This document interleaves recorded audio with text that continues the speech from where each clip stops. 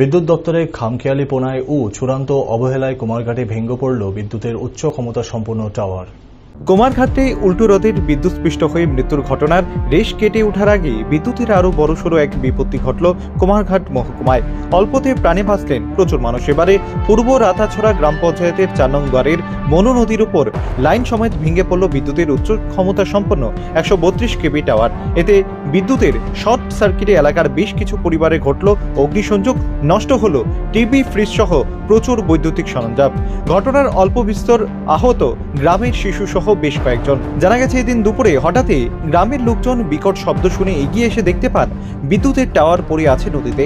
খবর ছড়িয়ে পড়তে স্থানীয়রা ভিড় জমান ঘটনাস্থলে। মুহূর্তের মধ্যেই বিদ্যুতের শর্ট সার্কিটে অগ্নিসংযোগ ঘটে এলাকার বিভিন্ন বাড়িঘরে। এই ঘটনায় এলাকার মানুষের প্রচুর বৈদ্যুতিক সরঞ্জাম পুড়ে নষ্ট হয়ে যায় বলে জানিয়েছে এলাকার বাসিন্দারা। আমরা তো ঘরে আসলাম, হঠাৎ করে 12টা পৌনে 12টার সময় একটা আওয়াজ করছে। আওয়াজ কিসের আওয়াজ? আমরা তো ছত্রভঙ্গ লাগিয়ে গেছি। দেখা যায় কি তা ঘরের মধ্যে সব কিছু ফ্যান, টিভি, ফ্রিজ যা আছে সমস্ত আগুন লাগিয়েছে। হঠাৎ করে আগুন লাগিয়েছে, কিতা হয়েছে? বাইর হয়েছি, বাইর হইয়া দেখি যে ওই যে টাওয়ারের লাইনটা আছে ওই লাইনটা পড়ছে আমরা এই বাকি যে লাইনটা আছে লাইনটার উপরে, কারেন্টের লাইনের উপরে পড়িয়া ওই দোষ আস্থা গ্রামের এমন কোনো ঘর বাকি নাই। প্রত্যেকের ফ্যান, টিভি, ফ্রিজ যত সব জিনিস আছে ইলেকট্রিক সব কিছু চলে গেছে এবং করে 1-2টা পরিবারের করে আগুনও লাগছে।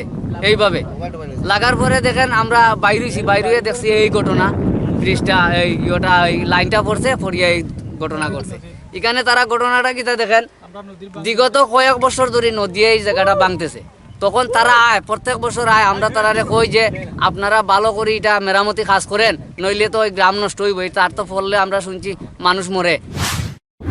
এদিকে স্থানীয়রা অভিযোগ করে বলেন, নদীর পাড়ে থাকা এই টাওয়ারটি নিচের মাটি ধস পড়েছিল অনেকদিন ধরে। বিদ্যুৎ নিগমকে এই বিষয়ে জানানোর পরেও এটির সংস্কারে কোনো উদ্যোগ নেয়নি কর্তৃপক্ষ। আর এর জেরেই এই দুর্ঘটনা। এই দুর্ঘটনায় কোনো প্রাণহানি না ঘটলেও অল্প বিস্তর আহত হয়েছেন এলাকার শিশু সহ বেশ কয়েকজন। পুকুরের জলে বিদ্যুতের তার ছিঁড়ে পড়ায় বিদ্যুতের সংযোগে গিয়ে মরে গিয়েছে পুকুরে বিভিন্ন ধরনের মাছ, এবং যা ভাসতে পরিলক্ষিত করেছে এলাকার জনগণ। ব্যাপক ক্ষতির সম্মুখীন গ্রামের বাসিন্দারা। কর্তৃপক্ষের কাছে ক্ষতিপূরণের দাবি জানিয়েছে ক্ষতিগ্রস্তরা।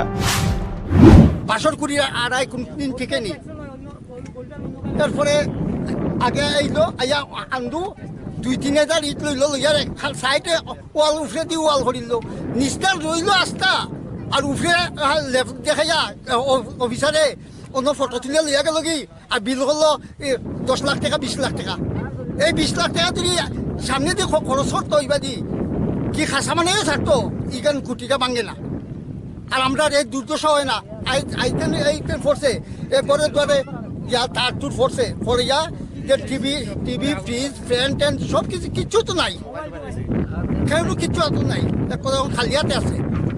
এরপরে যদি তারটা যদি লোকালোক থাকতো না, কত পশু মানুষ সব তো ধ্বংস হয়ে গেল।